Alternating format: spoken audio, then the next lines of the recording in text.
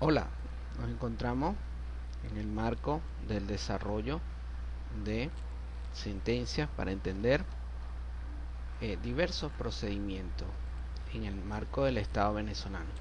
La República Bolivariana de Venezuela, Poder Judicial, Tribunal Tercero de Primera Instancia de Sustanciación, Mediación y Ejecución del Trabajo de la Circunscripción Judicial. Viernes 20 de abril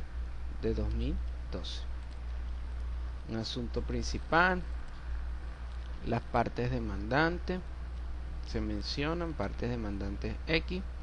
los apoderados judiciales de la parte demandante se encuentran inscritos en el IPSA bajo el número tal, las sociedades mercantiles tales inscritas ante la Oficina de Registro Mercantil Segundo de la circunscripción del mismo estado, ¿okay?, bajo los tomos tales en fecha tal. ¿Okay? Se menciona también en esta sentencia los directores de la codemandada y las sociedades mercantiles demandadas. Se dice dónde están inscritas, en qué oficina de registro mercantil, en este caso del segundo de la circunscripción judicial, con los tomos y en la fecha respectiva en que fueron inscritas. En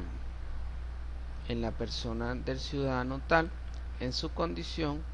de director de esta codemandada. Se señalan los apoderados judiciales, los cuales están inscritos en el IPSA bajo los números respectivos, partes a las que se extendió la ejecución de la sentencia en fase de ejecución. En fecha 4 de mayo del 2011, la sociedad mercantil tal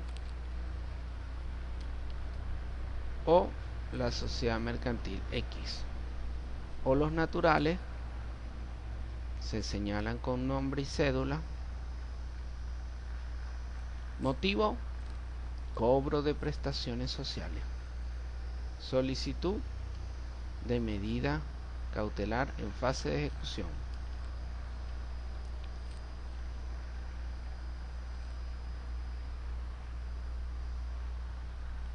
Dice así: vista la solicitud de medidas cautelares innominadas por la parte demandante representada por su apoderado judicial, el abogado X, inscrito en el IPSA bajo el número tal, contenida en el escrito presentada el 13 de abril del 2012, que obra en original a los folios 1501 al tal, al 1503 de la cuarta pieza del cuaderno principal del expediente y en copia certificada a los folios del 2 al 4 del cuaderno separado de medidas cautelares número tal. Este tribunal, a los efectos de pronunciarse sobre lo solicitado, estima conveniente hacer las siguientes consideraciones. En su escrito, la demandante solicita se decrete medida de prohibición de enajenar y gravar sobre los bienes de la empresa. Prohibición de salida del territorio nacional de los ciudadanos. Prohibición de efectuar transacciones en monedas extranjeras ante los órganos Sistema de Transacciones con título en moneda extranjera SITME. Prohibición a los ciudadanos tales, venezolanos, mayor de edad, titular de la cédula tal, y al ciudadano X, venezolano, mayor de edad, titular de la cédula tal, de efectuar transacciones por ante el Sistema Autónomo de Registros y Notarías SAREN, alegando como fundamento de la misma que la solicitud la formaliza es porque, aún existiendo ya una sentencia definitivamente firme a favor de su representado, existe riesgo de que quede ilusoria la ejecución del fallo que tal solicitud la formula de conformidad con el artículo 585 del Código de Procedimiento Civil, en concordancia con el artículo 184 de la Ley Procesal del Trabajo. Por otro lado, es de resaltar que este tribunal, en fecha 2 de abril del 2012, procedió a decretar la ejecución de la sentencia definitivamente firme que obra a los folios tales al tales de fecha de mayo 2008, dándose a las partes condenadas el lapso de 3 días hábiles para el cumplimiento voluntario, estableciéndose que de no dar cumplimiento voluntario se procedería conforme a lo establecido en el artículo 185 de la Ley Orgánica Procesal del Trabajo, que obra el folio del tal al tal del cuaderno principal. Es decir, que el presente expediente se encuentra en fase de ejecución. Ahora bien, es importante señalar el contenido del artículo 137 de la Ley Orgánica Procesal del Trabajo. A petición de parte podrá el juez de sustanciación, mediación y ejecución acordar las medidas cautelares que considere pertinentes a fin de evitar que se haga ilusoria la pretensión, siempre que a su juicio exista presunción grave del derecho que se reclama. Contra dicha decisión se admitirá recurso de apelación a un solo efecto, dentro de los 3 días hábiles siguientes, contados a partir del acto que se impugna. La misma será decidida en forma oral e inmediata y previa audiencia de parte dentro de los 5 días hábiles por el Tribunal Superior de Trabajo, sin admitirse recurso de casación contra dicho fallo. La incomparecencia del recurrente a la audiencia se entenderá como el desistimiento que el recurrente hace de la apelación. Dispositivo este que faculta a este tribunal para decretar medidas cautelares y que, al no contener el desarrollo de la materia cautelar in extenso, se hace necesario aplicar supletoriamente y con las limitaciones que establece el artículo 11 de la misma ley las disposiciones del Código de Procedimiento Civil, específicamente en este caso las previsiones de los artículos 585 y 588 de dicho código adjetivo. Pues bien, el artículo 585 del Código de Procedimiento Civil establece: las medidas preventivas establecidas en este título las decretará el juez solo cuando exista riesgo manifiesto de que quede ilusoria la ejecución del fallo, y siempre que se acompañe un medio de prueba que constituya presunción grave de esta circunstancia y del derecho que se reclama. Y el artículo 588 establece: en conformidad con el artículo 585 de este código, el tribunal puede decretar en cualquier estado y grado de la causa las siguientes medidas: el embargo de bienes muebles, el secuestro de bienes determinados, la prohibición de enajenar y gravar bienes inmuebles. Podrá también el juez acordar cualesquiera disposiciones complementarias para asegurar la efectividad y resultado de la medida que hubiera decretado. Parágrafo primero. Además de las medidas preventivas anteriormente enumeradas y con estricta sujeción a los requisitos previstos en el artículo 585, el tribunal podrá acordar las providencias cautelares que considere adecuadas, cuando hubiere fundado temor de que una de las partes pueda causar lesiones graves o de difícil reparación al derecho de la otra. En estos casos, para evitar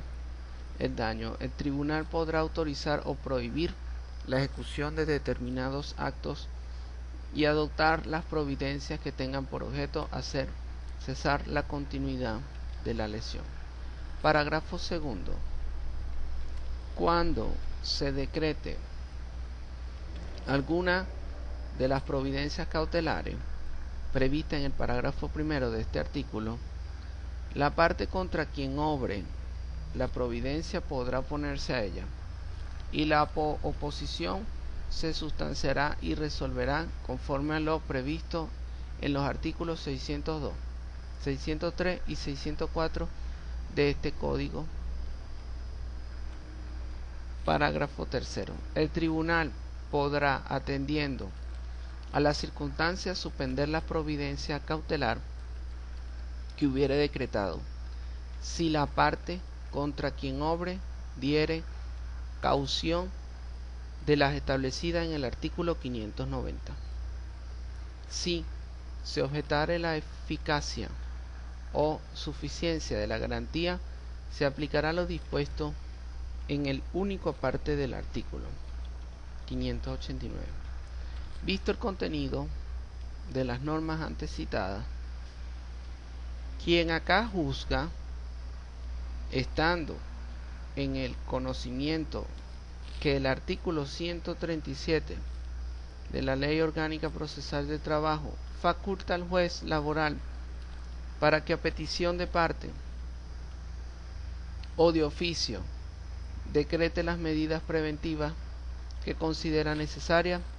a fin de evitar que se haga ilusoria la pretensión del actor, siempre que exista presunción grave del derecho que se reclama.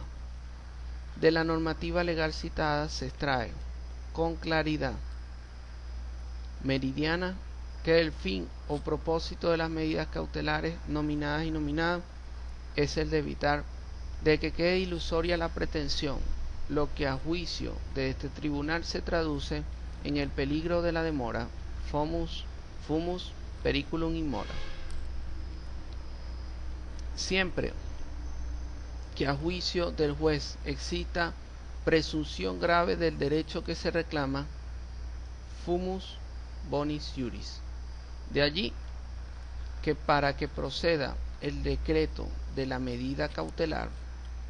nominada o innominada, debe verificarse el cumplimiento de estos dos requisitos, los cuales han sido exigidos por la doctrina y la jurisprudencia patrias, quienes han sostenido que para decretar tales medidas cautelares el juez debe evaluar no sólo la apariencia de certeza o credibilidad del derecho invocado, fumus boni iuri, sino que debe verificar también de las argumentaciones y recaudos acompañados por el solicitante de la medida, la existencia de peligro de infructuosidad de ese derecho, fumus periculum in mora, no sólo en virtud del posible retardo de la actividad del juez, sino también de los hechos que pudieran resultar atribuibles a la parte contra la que recae la medida. Sentencia RC 0844 del 11/8 del 2004, emanada de la Sala de Casación Civil del Tribunal Supremo de Justicia. Sin embargo, tales medidas cautelares o preventivas, nominadas e innominadas, aun llenos los requisitos y enumeradas en el artículo 588 de este Código de Procedimiento Civil, solo pueden ser decretadas durante cualquier grado y estado del proceso, mientras no se haya dictado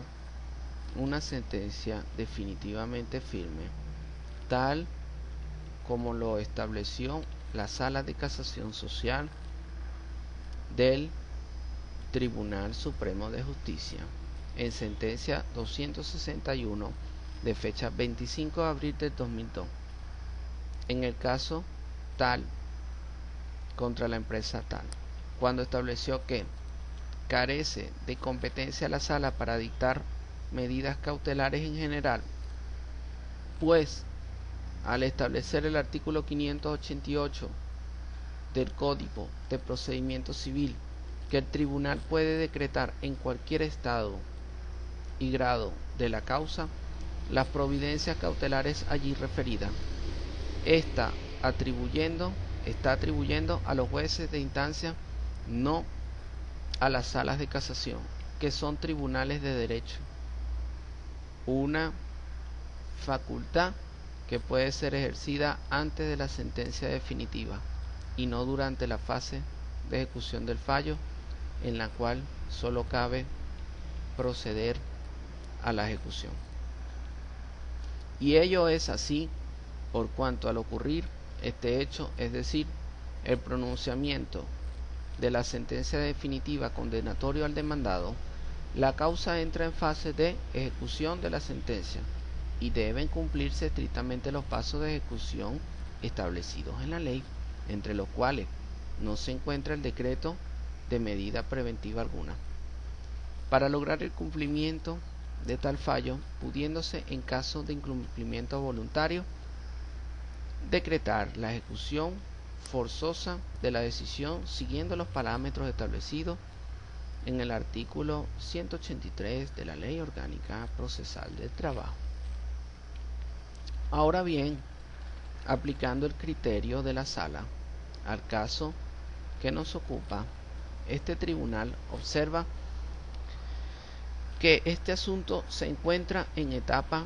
de ejecución de la decisión dictada en fecha 27/5 del 2008, por lo que en ese sentido es improcedente decretar medida preventiva o cautelar alguna, pues como lo dejó establecido la Sala de Casación Social, deben de cumplirse los trámites de la ejecución del fallo y en tal sentido debe designarse el experto a los fines de que elabore la experticia complementaria del fallo, razón por la cual este Tribunal Tercero de Primera Instancia de Sustanciación, Mediación y Ejecución del Trabajo de la Circunscripción Judicial tal niega la solicitud de medidas cautelares innominadas solicitadas por los abogados tales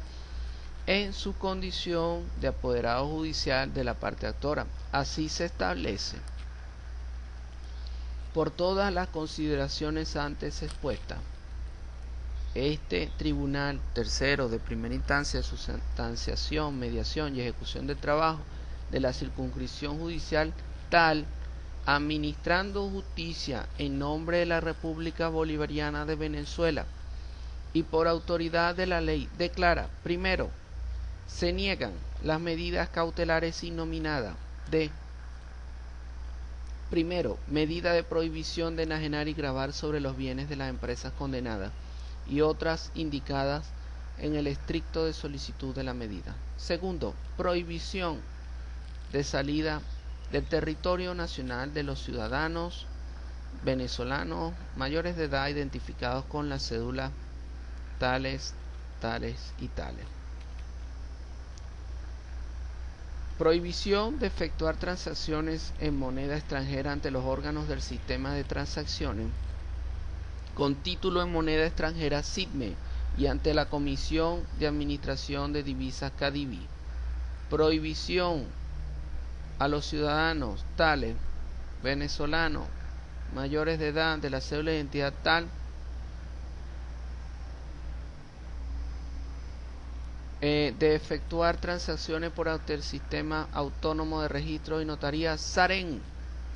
medida solicitada por la parte autora en fecha 13 de abril del 2012. Segundo, se ordena librar boleta de notificación a la parte accionante solicitante de las medidas cautelares a los fines de su notificación de la presente decisión y una vez conste en auto dicha notificación, comenzará a transcurrir los lapsos legales para interponer los recursos contra la presente decisión. Publíquese la presente decisión, dada, firmada y sellada en la sala del despacho del Tribunal Tercero de Primera Instancia de Sustanciación, Mediación y Ejecución del Trabajo de la Circunscripción Judicial del Estado tal. En la fecha del 2012, la juez. Bueno, como podemos ver, de alguna manera este recurso de medida innominada fue de alguna manera no procedió. Les agradecemos por su atención prestada.